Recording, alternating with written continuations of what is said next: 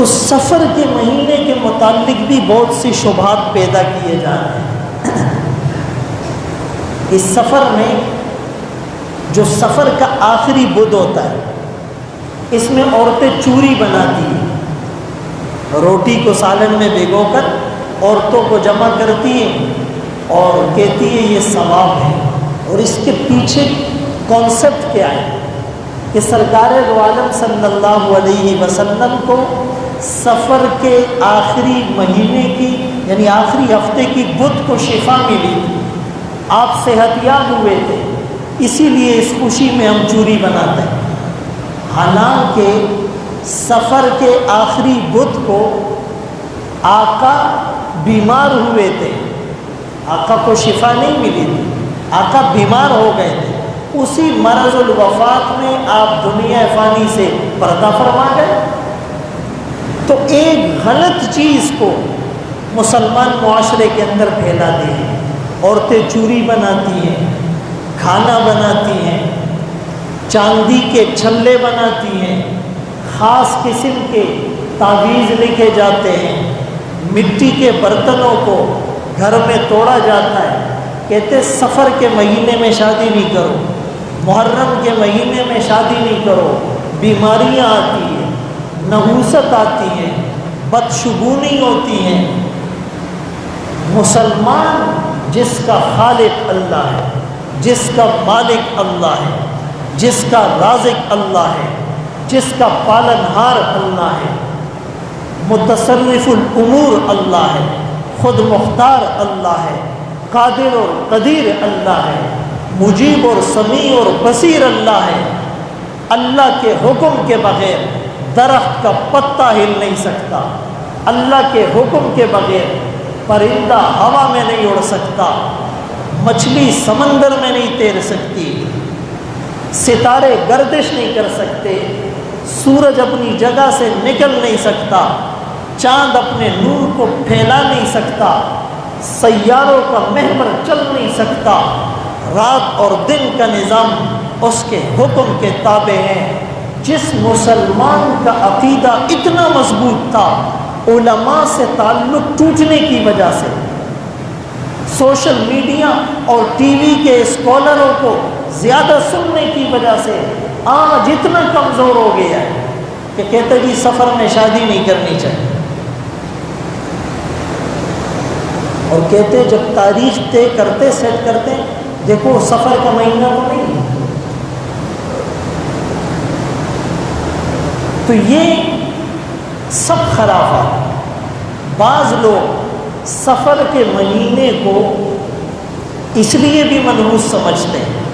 کہ وہ ایک روایت پیش کرتے ہیں، من بشرنی بخروج سفر بشرتہ بالجنہ،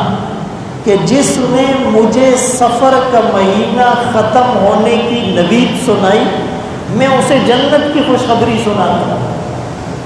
تو ملا علی قاری رحمۃ اللہ علیہ نے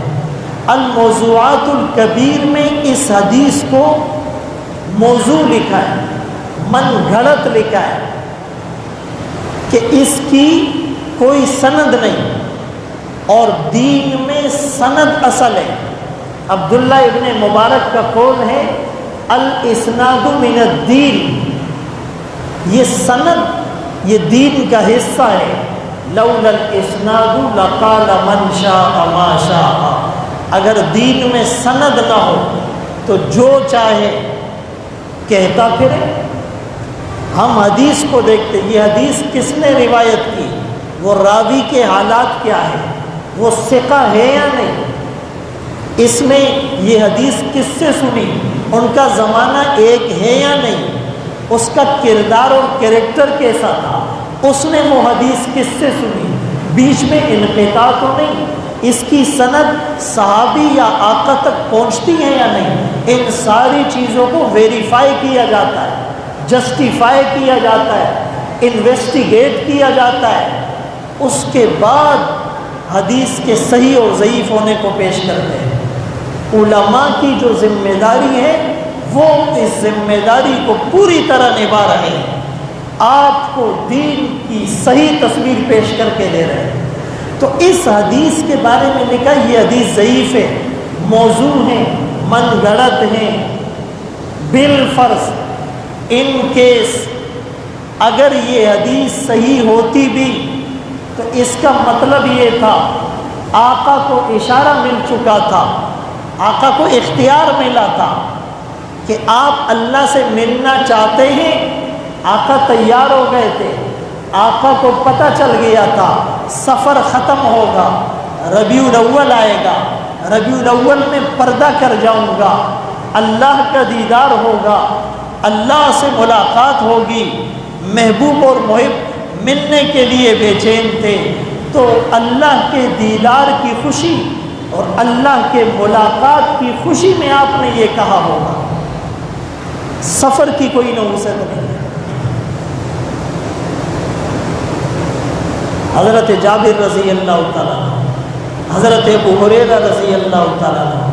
بخاری اور مسلم میں روایات موجود ہیں کہ سفر کے متعلق بیماری، نحوست، بدشگونی کی کوئی اصل نہیں، بلکہ سرکار دو عالم صلی اللہ علیہ وسلم کا فرمان ہے، من اتا کاہنا، جو کسی نجومی کے پاس آیا، پامسٹ کے پاس آیا، فال والے کے پاس آیا، غلط عامل کے پاس آیا اور اس نے اس نجومی کی بات کی اور فال کی تصدیق کی، فقط کفر بما انزل علی محمد، اس نے انکار کیا اس دین کا جو محمد عربی صلی اللہ علیہ وسلم پر نازل ہے۔